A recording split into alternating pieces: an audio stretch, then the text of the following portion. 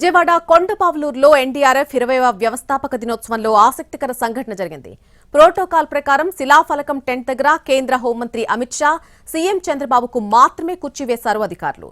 అది గమనించిన అమిత్ షా మరొక కుర్చీ తీసుకురావాలని ఆదేశించారు. డిప్యూటీ సీఎం పవన్ కళ్యాణ్ కు పక్కన కుర్చీలో కూర్చోమని చెప్పారు. ఈ వీడియోను జనసేన కార్యకర్తలు వైరల్ చేస్తున్నారు. ప్రధాని మోడీ, కేంద్ర హోంమంత్రి అమిత్ షాలు పవన్ కళ్యాణ్ కు ఇచ్చేటువంటి ప్రాముఖ్యత ఇదేనంటూ ప్రచారం చేస్తున్నారు.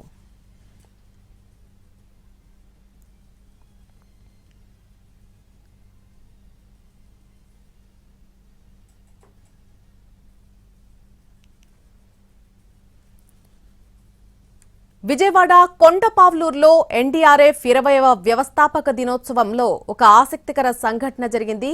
వ్యవస్థాపక దినోత్సవానికి హాజరైనటువంటి అమిత్ షా పవన్ కళ్యాణ్ కు కుర్చీ వేయమని చెప్పినటువంటి దృశ్యాలు మనం చూస్తున్నాం. ప్రోటోకాల్ ప్రకారం అయితే శిలాఫలకం టెంట్ దగ్గర కేంద్ర హోంమంత్రి అమిత్ షా అలాగే సీఎం చంద్రబాబుకు మాత్రమే అక్కడ అధికారులు 2 కుర్చీలను మాత్రమే ఏర్పాటు చేయడం జరిగింది.